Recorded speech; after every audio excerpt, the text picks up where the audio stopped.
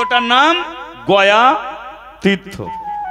এবার এই গয়া তীর্থ সৃষ্টি কি করে হয়েছিল, মানে আমার লীলা অনেকক্ষণ আগে শেষ হয়ে গেছে, কিন্তু যিনি মাস্টারমশাই তিনি আমাকে নিয়ে এসে বলে দিল যে দাদা তোমাকে নিয়ে এসেছিলাম এই বিষয় নিয়ে জানার জন্য, কিন্তু ভক্তরা বলে দিল তোমাকে এই বিষয়ে জানতে, তো অনুরোধ করছি দাদা আমাকে এই বিষয় নিয়ে একটু জানাবেন। তাই যে এই গয়া তীর্থ সৃষ্টি কি করে হলো, কেন মানুষ মৃত মানুষের পিণ্ডদান করতে তীর্থে যায়, ওই গয়া তীর্থে কেন যায়? গয়াতে বসে আছে এক নিজ জাতির ছেলে, নিজ জাতির, যার দৈত্য কুলে জন্ম ছিল, দৈত্য কুলে জন্ম, ত্রিপুরাসুর, তার স্ত্রীর নাম প্রভাবতী, আর ওই প্রভাবতীর গর্ভের সন্তান ছিল গয়া। কিন্তু গয়া ছিল নারদের আশ্রমে। নারদ একদিন বলে উঠল, শোন গয়া, আমি এই আশ্রম ছেড়ে তোকে চলে যাচ্ছি, আমি যেভাবে ভগবানকে সেবা দিই তুই তেমন করে সেবা দিবি। গয়া ভগবানের সেবা দিতে লাগলো, কিন্তু সেবা দিতে দিতে চিন্তা করলো যে আমি যাকে সেবা দিচ্ছি এ খাচ্ছে না কেন, একে আমি ডাকছি সাড়া দিচ্ছে না কেন, তাহলে এ তো মূর্তি রূপে ভগবান। তাহলে নারদ ঠাকুর যে ভগবানের সঙ্গে দেখা করতে যেত, তাহলে সেই ভগবান কোথায়? তাহলে আমি তো মূর্তি রূপে ভগবানকে সেবা করে যাচ্ছি, তাহলে জ্যান্ত ভগবান তো আছে, তাহলে জ্যান্ত ভগবান তো কোথাও না কোথাও আছে, তাহলে তার সন্ধানে আমি বেরোবো। এ মূর্তি আর পূজা করব না, আমি তার সন্ধানে বেরোবো, সেই ভগবান কোথা আছে আমি খুঁজে দেখব। ব্যাস আশ্রম ছেড়ে দিয়ে বেরিয়ে পড়ল। সে যে গায়ে গায়ে কৃষ্ণ নাম,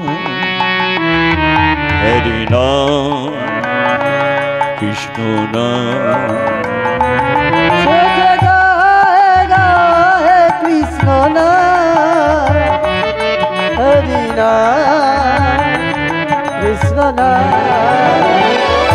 পথ চলিতে আর বলিতে, পথ চলিতে আর বলিতে, পথ চলিতে আর বলিতে, পথ চলিতে আর বলিতে, গাহে গাহে কৃষ্ণ নাম, হরি নাম কৃষ্ণ নাম।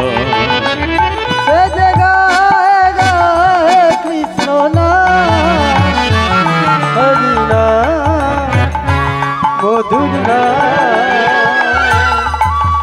সন্মুখে আধার রাত্রি, চলিছে পথহারা যাত্রী, সন্মুখে আধার রাত্রি, চলিছে পথহারা যাত্রী।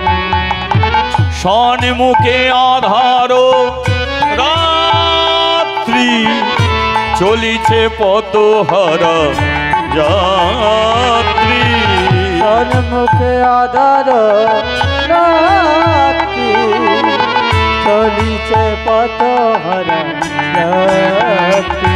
চলিতে হরি নাম, বলিতে হরি নাম, চলিতে হরি নাম, বলিতে হরি নাম।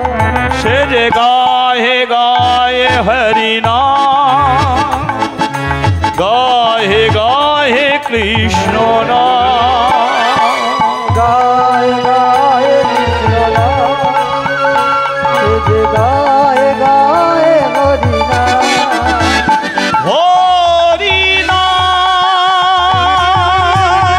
কৃষ্ণ নাম, হরি হরি হরি হরি বল।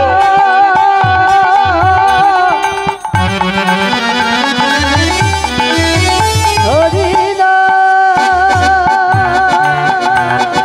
হরি হরি বল, গৌর হরি বল, হরি হরি বল, সবে গৌর হরি বল। হরি হরি বল, গৌর হরি বল, হরি হরি হরি বল সবে গৌর হরি বল গৌর হরি বল গৌর হরি বল গৌর হরি বল। এলো কোথায়? বিহার। কিন্তু এখন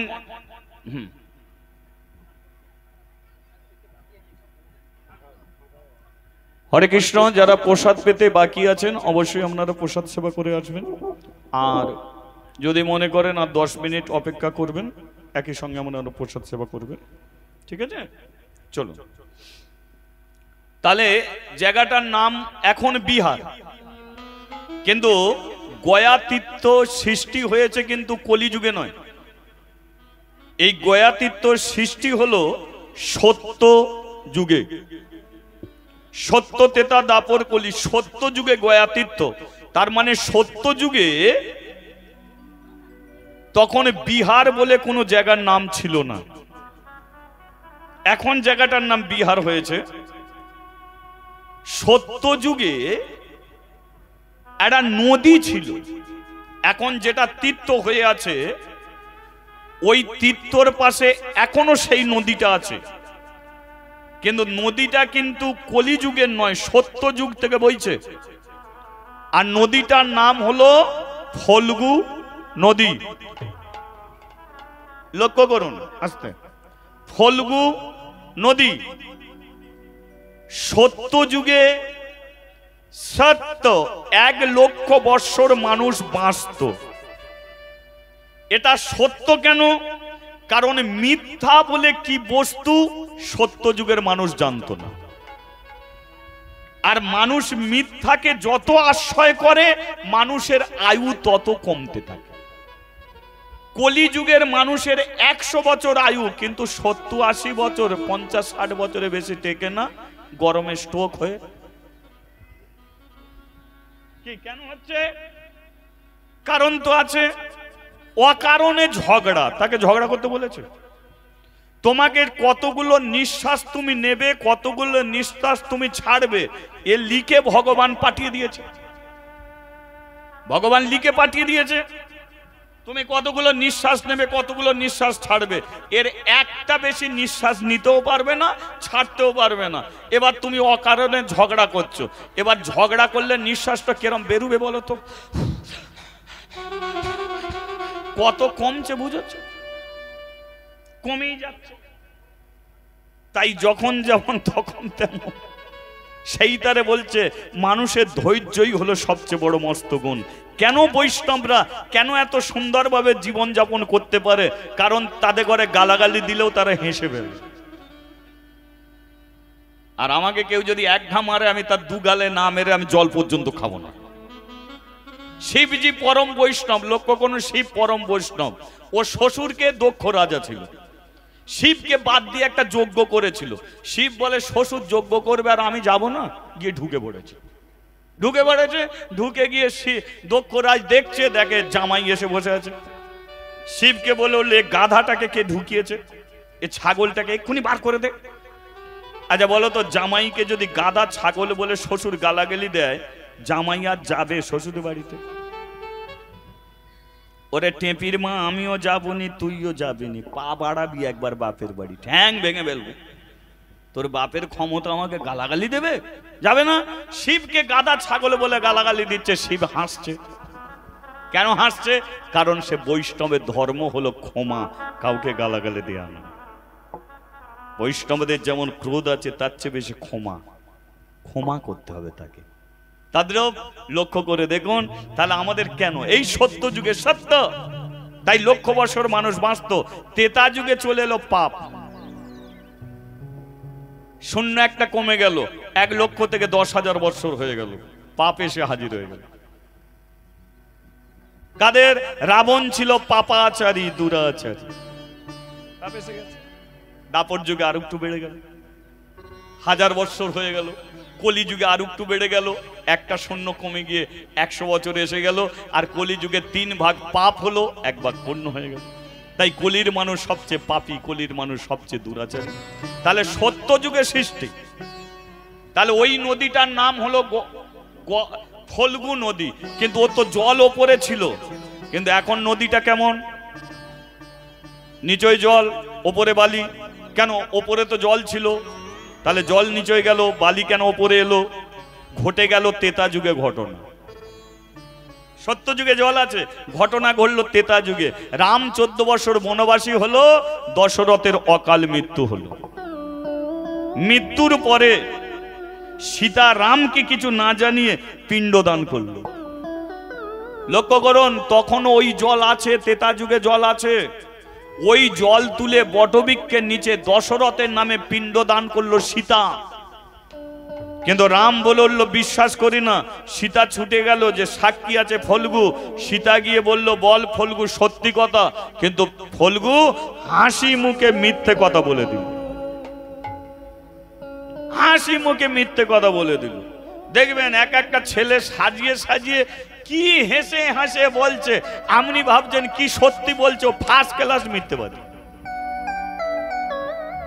ওরা হেসে হেসে এমন মিথ্যে কথা বলে দেবে আপনি ধরতেও পারবেন। হেসে হেসে আপনাকে এমন ঠকিয়ে দেবে আপনি বুঝতে পারবেন, ঠকিয়ে এমন দেবে। আমি কলিকাতা থেকে কীর্তন করে ফিরছি, আমার গাড়ির সামনে একটা মেয়ে এসে দাঁড়িয়েছে, কাঁদে দেখি একটা তার মানুষ। আমি বলি, হ্যাঁ গো কাঁদে নিয়েছো কেন? বলে আমার স্বামী অ্যাক্সিডেন্টে পা কেটে গেছে, স্বামীকে ছেড়ে দেবো, তাই ভিক্ষে করে স্বামীকে বাঁচিয়ে রেখেছি। আমি বলি একে 100 টাকা দিয়ে দে। এখনো পর্যন্ত এমন মেয়ে আছে স্বামীর পা কেটে গেছে কাঁধে করে নিয়ে ভিক্ষে করছে, 100 টাকা দিয়ে দিলাম। গাড়িটা ছেড়ে দিলাম, পেছনে গিয়ে দেখলাম যাকে কাঁধে নিয়েছিল সে হেঁটে হেঁটে যাচ্ছে, বিড়ি খেতে খেতে যাচ্ছে। আমি বলি আমার মতো কীর্তনে কেউ হেসে হেসে ঠকিয়ে দিল। পা পেছনে ছিল বুঝতে পারিনি, কি কি ডিজাইন সব, তেমন আমি বুঝতেই পারবো না। এ ফল্গু হেসে হেসে মিথ্যে কথা বলে দিল। সীতা আসে নাই, পিণ্ডদানও করে নাই। কিন্তু একটা কথা জানবেন, স্বামী স্ত্রীর মাঝখানে যদি থার্ড পার্সন ব্যক্তি ঢুকে যায় নয়, আপনার সংসার টিকবে না। সেই জন্য স্বামী স্ত্রীর জীবনের কথা কোনোদিন পাড়া প্রতিবেশীকে বলতে যাবেন না, আপনার কষ্ট বাড়বে, দুঃখ বাড়বে, যন্ত্রণা বাড়বে। পাড়া প্রতিবেশীকে দুঃখের কথা বলবেন, আপনার কষ্ট বেড়ে যাবে, আপনার যন্ত্রণা বেড়ে যাবে। আপনি নিজেই বুঝছেন না যে আপনার কষ্ট কি করে আসছে, যন্ত্রণা কি করে আসছে। আপনার সংসারে অশান্তি হয়েছে, সংসারে অশান্তি হয়েছে, আপনি কলে জল নিতে গিয়ে কাঁদছেন, পাশে যে জল নিচ্ছে সে কিন্তু আপনার চোখে জল দেখি বলে দেবে, বল দিদি তোর কি হয়েছে বল। আপনি সংসারের কথা সব তাকে বললেন, 100% গ্যারান্টি সেই দিদি কিন্তু আপনার বাড়িতে যাবে না। সব কথা শুনে নিয়ে দেখবেন বড় করে একটা হাই তুলবে, হাই তোদের এই হচ্ছে, তোরা সব ঠিক করে নিতে পারিনিস, হ্যাঁ দেরি হয়ে যাচ্ছে আমি চলে যাচ্ছি। সব কিছু শুনলো, এবার দেরি হয়ে যাচ্ছে, শুনে নিয়ে বাড়িতে গেল। বাড়িতে গিয়ে দেখবেন তার কর্তাকে বলবে, ওদের যা চলছে নয় কি বলবো আর, আমাকে সব খুলে খুলে বললো। সে সব কিছু শুনে নিয়ে মোড় মাথায় চা দোকানে যাবে, চা দোকানে 1 গ্লাস চা দে, চা খাচ্ছে, পাশের লোকটাকে বলছে ওই বাড়ির কি হচ্ছে জানিস। সে শুনলো, বলো তো যে কথা কেউ জানতো না, কজন জানলো? তুমি বললে একজনকে, সে বলে দিল তার স্বামীকে, সে চায়ের দোকানে বসে হাঁড়ি পাঠাচ্ছে। সে 10 জনকে বললো, 100 জন হয়ে গেল। যে কথা কেউ জানতো না গ্রামের মানুষ সবাই জেনে গেল। তাহলে দুঃখের কথা জানাবে কাকে? 2 জনকে। এক হলো গুরু, এক হলো তোমার নিজের গুরু, আর 2 হলো গোবিন্দ ভগবান শ্রী কৃষ্ণ। তাই জীবনে দুঃখের কথা জানাতে হয় এই 2 জনকে, গুরু গোবিন্দ, এছাড়া আর কাউকে। পাড়া প্রতিবেশীকে যত বলবেন তত কষ্টই পাবেন, তত যন্ত্রণাই পাবেন। আজকে এই সীতা দেখুন, এই যে ফল্গুকে সাক্ষী করলো, ফল্গু মিথ্যে কথা বলে দিল। রাম বলে উঠলো তোমাকে আর বিশ্বাস করি না। বলুন কিভাবে সংসার ভেঙে যাচ্ছে। ফল্গুকে বলে উঠলো, রে ফল্গু, একটা মানুষের সংসার ভেঙে দিতে পারিস, জোড়া লাগাতে পারিস না? 14 বছর বনবাসে বনে বনে ঘুরেছি, আজকে আমার স্বামী আমাকে বিশ্বাস করছে না। যে রাবণের কাছে আমি ছিলাম, আমি যদি একবার তার মুখের দিকে তাকাতাম না, ও রামের হাতে তোকে মরতে হতো না, পুড়ে ছাই হয়ে যেতে পারত। জানিস না নারী শক্তি কত বড় শক্তি?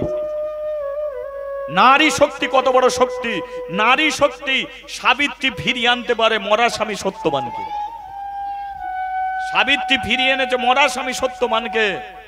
যে শিব হরিনাম করে সেই শিব নারী শক্তি মা কালীর পায়ের কাছে পড়ে থাকে।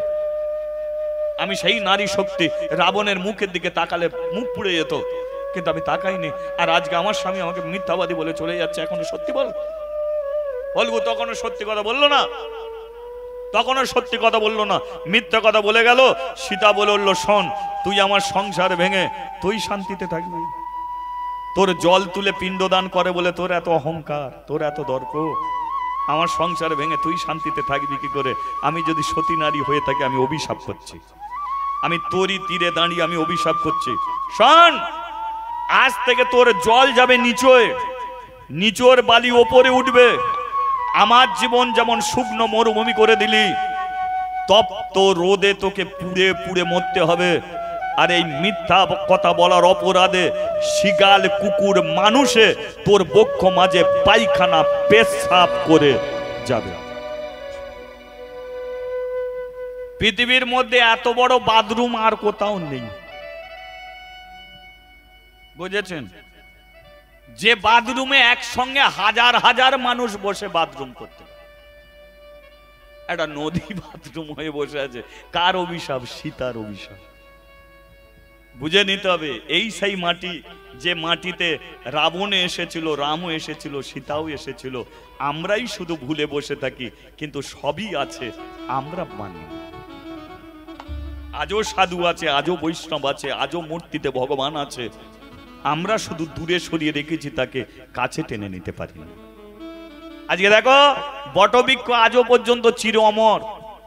বটবৃক্ষের লক্ষ লক্ষ ফল হয়, কিন্তু বলতে পারবেন কোন ফল থেকে বট গাছের জন্ম হয়েছে? না, বট গাছের জন্ম হয় কি থেকে? বটবৃক্ষের ঝুরি নামে। কি চমৎকার জগৎ! ঝুরি নামে। আর ঝুরি নেমে নেমে নেমে নেমে 500 বছর 1000 বছর একটা বটবৃক্ষ বেঁচে থাকে, তার মূল খুঁজে পাওয়া যায় না যে এর মূল কোথায়, তবু সে বেঁচে আছে। কার আশীর্বাদ? সীতার আশীর্বাদ। বটবৃক্ষ সত্য কথা বলেছিল, হে রামচন্দ্র, সীতা দেবী এসেছিল, জল তুলে পিণ্ড দান করেছিল, এটাই তার সাক্ষী আমি দিলাম। সীতার সঙ্গে সঙ্গে বৃক্ষকে জড়িয়ে ধরে বলল, রে বৃক্ষ, শান্তি পেলাম, আমার ভাঙা সংসার তুই জুড়ে দিলি, আমি তোকে আশীর্বাদ করছি। এই সত্য সাক্ষী দেওয়ার জন্য পৃথিবীর বক্ষ মাঝে তুই অমর হয়ে থাকবি। সব গাছের মরণ হবে, তোর মরণ হবে। আজকে সত্য সাক্ষী দিয়ে আমার দেহ যেমন শীতল করলি, তেমন ক্লান্ত মানুষ যখন তোর নিচে এসে বসবে, তুইও তাদের দেহেতে শীতল করবি। তাই আপনার প্রচন্ড গরম হচ্ছে, আপনি তেঁতুল গাছের নিচে বসলে দেহ ঠান্ডা হবে না। প্রমাণ নেবেন, আপনি কোনো বটবৃক্ষের নিচে গিয়ে বসবেন, আপনার দেহটা ঠান্ডা হয়ে যাবে, ঘাম শুকিয়ে যাবে, আপনি শীতল হয়ে যাবে। তাহলে কে বলেছে নেই? আমরাই নেই, সবই আছে। ওই নদীর তীরে গয়া গিয়ে বসলো। লক্ষ্য করুন, আমি যে ঘটনাটা বলছি ত্রেতা যুগের ঘটনাটা বলে ফেললাম, কিন্তু সত্য যুগে তখন জল আছে। ওই নদীর তীরে গিয়ে বসলো, চোখ দুটো বন্ধ করে প্রতিজ্ঞা করলো যে যতদিন না পর্যন্ত গোলক থেকে ভগবান নেমে এসে আমার নয়ন স্পর্শ না করবে, এ নয়ন আমি আর খুলব না।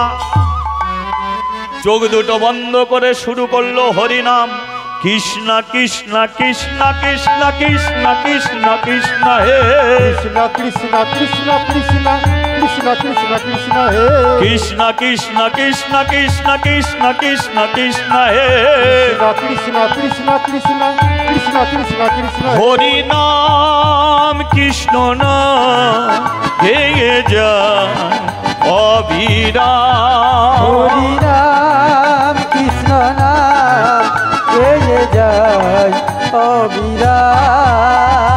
নাম ভজ নাম জপ নামে করো সাম, হরি নামে ভাষাও তরি হয়ে যাবে পার। ভজ নাম জপ নাম করো সাম, হরি নামে ভাষাও তরি হয়ে যাবে পার। যেই নামে সেই কৃষ্ণ ভজ নিষ্ঠা করি, নামের সহিতে আপনি হরি। আর যেই নাম সেই কৃষ্ণ ভজ নিষ্ঠা করি, নামের সহিতে যায় আপনি হরি নাম কৃষ্ণ নাম গেয়ে যায় অবিরাম। হরি নাম কৃষ্ণ নাম গেয়ে যায় অবিরাম।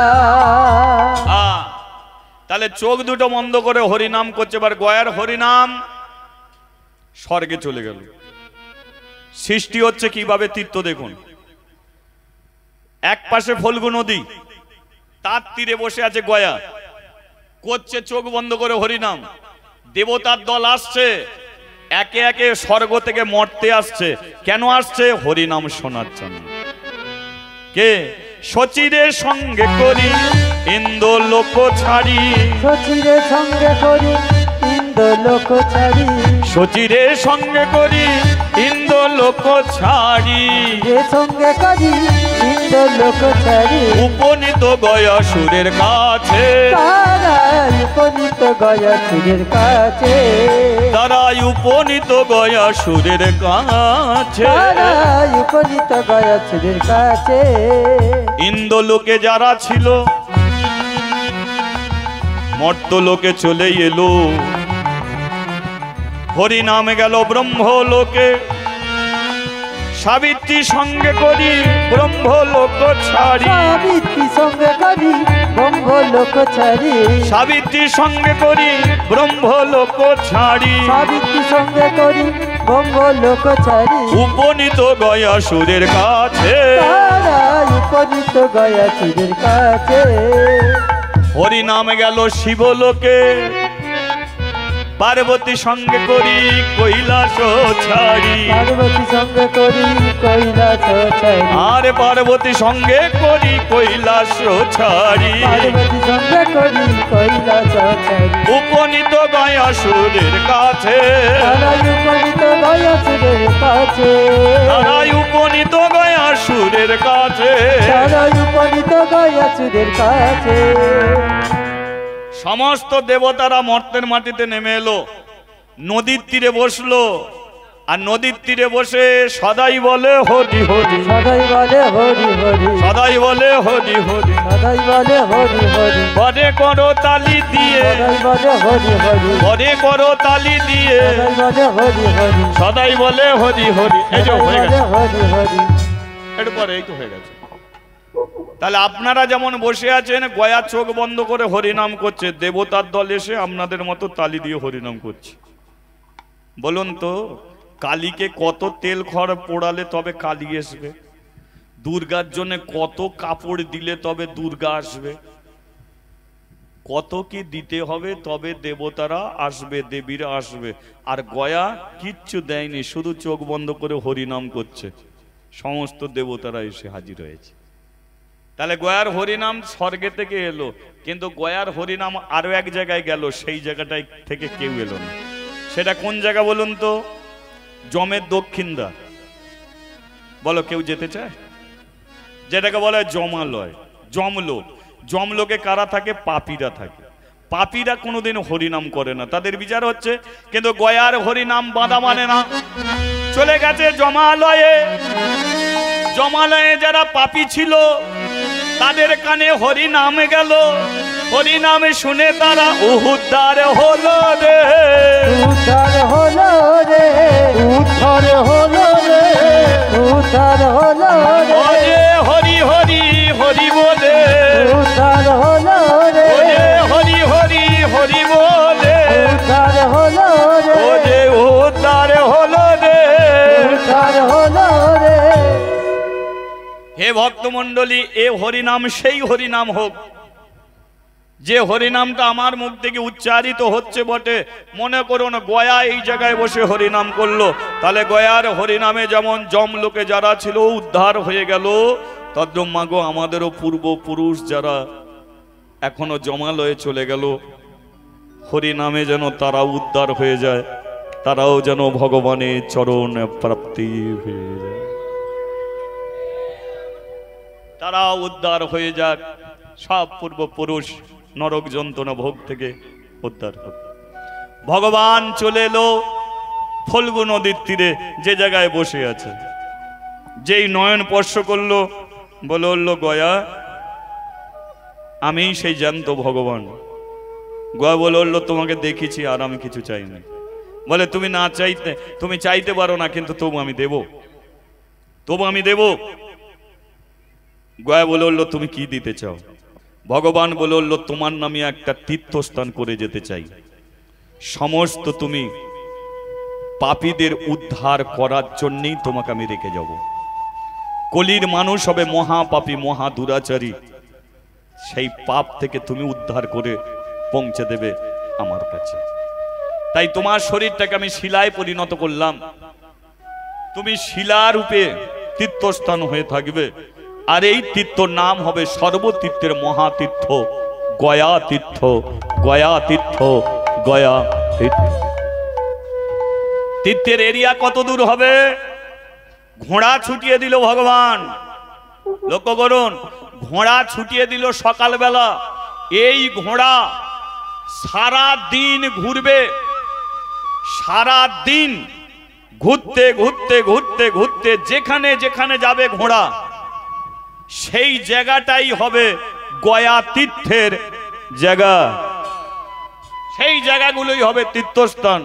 ঘোড়া ছুটিয়ে দিল, ঘোড়া যতদিন পর্যন্ত ছুটে এসেছিল ততদিন পর্যন্ত ওই তীর্থ গয়া তীর্থ। তাই গয়া তীর্থটা ছোট নয়, অনেক বিশাল জায়গা।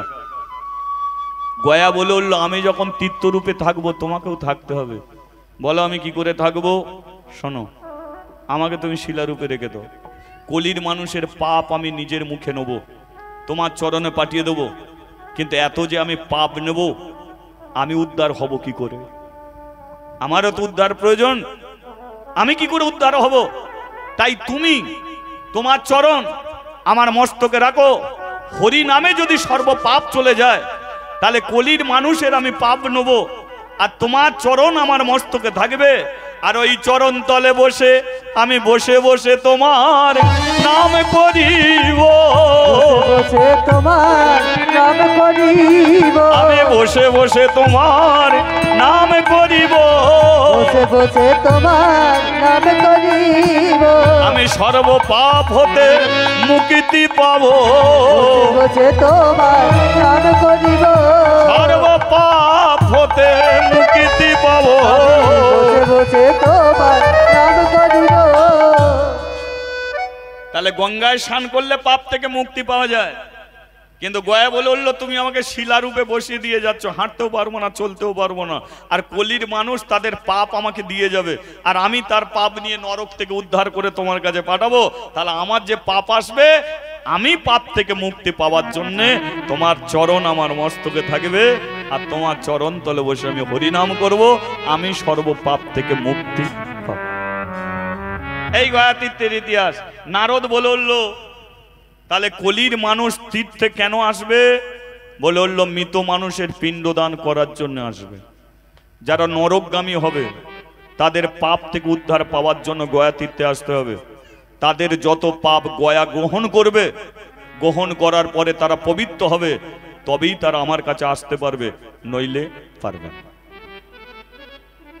গয়া তীর্থ হচ্ছে ভায়া। নারদ বলে উঠল তাহলে যারা তীর্থে আসতে পারবে না তাদের কি হবে? ভগবান বলে উঠল শোনো, এই গয়া তীর্থের মাহাত্ম্য কোনো পাঠকের দ্বারায়, কোনো পাঠকের দ্বারায় পরিবারে মারা গেছে, সাধ্য শান্তিতে কীর্তন করায়। কিন্তু কোন কীর্তন করতে হয়? এটা সেটা লীলা কীর্তন করতে হয় না। ভগবান নিজে বলে গেছে যে কোনো পাঠকের দ্বারায় যদি ওই সাধ্য শান্তি যে মারা গেছে পূর্বপুরুষ, কোনো পাঠকের দ্বারাই যদি তার বাড়িতে বা হরিবাসর করে যদি গয়া তীর্থর মাহাত্ম্য শ্রবণ করায়, তাহলে তাদের আর পিণ্ডদান করতে গয়া তীর্থে আসতে হবে না। শ্রবণের দ্বারাতে তাদের পরিবারের পূর্বপুরুষ নরক থেকে উদ্ধার হয়ে যায়, নরক থেকে উদ্ধার হয়ে যায়। তাই এ তীর্থের মাহাত্ম্য এত বড় মাহাত্ম্য। তাই অনেক চিন্তা ভাবনা করে, অনেক বইপত্র শাস্ত্র গ্রন্থ খুঁজে খুঁজে খুঁজে খুঁজে এই গয়া তীর্থের মাহাত্ম্য আমি কালেকশন করে ভক্তদের কাছে আমি শ্রবণ করাই। যারা তীর্থে যেতে পারবে না তারা যদি ভক্তি করে শোনে, তাদের পূর্বপুরুষ যেন নরক থেকে উদ্ধার হয়, নরক থেকে উদ্ধার হয়ে যায়। জয় নিতাই। অনেকক্ষণ ধরে আপনাদের কীর্তন গান শ্রবণ করালাম, অনেকক্ষণ শ্রবণ হয়ে গেল। আবার যদি কোনোদিন কৃপা হয় আপনাদের কাছে আসবো। আপনারা কেউ অভুক্ত অবস্থায় যাবেন না, আপনারা সেবা করি তারপরে বাড়ি ফিরবেন। ভক্ত আরে ভগবানের মিলন হইল, ভক্তয়ার ভগবানের মিলন হইল, তয়ারে ভগবানের মিলন হইল। সাত বদনে সবাই একবার হরি হরি বলো, চাঁদ বদলে সবাই একবার হরি হরি বলো। নিতাই গৌর হরি বল, হরি বল, হরি বল, হরি বল, হরি বল, হরি বল, হরি বল। পরম ভক্ত মণ্ডলী, আজ আমার গৃহে কীর্তনিয়া বিশ্বজিৎ খাড়া উনি যে পদধূলো দিয়েছেন আর আপনাদের কাছে যে দুটো বিষয়বস্তু আমার অনুরোধে করেছেন, আশা করি আপনারা সবাই সমর্থন করবেন। হাততালি সহযোগে সমর্থন করবেন, করতালি সহযোগে সবাই সমর্থন করবে। গৌর নিতাই ওনার গানে মুগ্ধ হয়ে আমি ওনাকে 200 টাকা পুরস্কৃত করছি। আশা করি সবাই মিলে হরিধ্বনি সহকারে সমর্থন করবেন।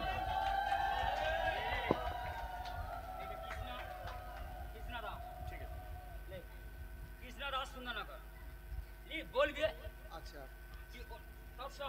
তৎসহ কৃষ্ণদাস গোস্বামী সুন্দরনগর, উনি 150 টাকা পুরস্কৃত, ওনার গানে মুগ্ধ হইয়া পুরস্কৃত করলেন। তৎসহ আটবিড়িয়া গ্রাম নিবাসী নমিতা কর, লোহ ভান্ডার খেজুরতলা হাঁড়িহামা, উনি 100 টাকা পুরস্কার করলেন। আশা করি সবাই মিলে একবার হরিধ্বনি সহকারে সমর্থন করবেন।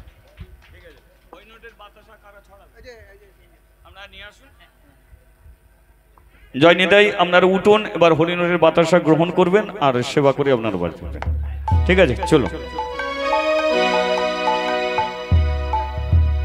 লাগলো হরি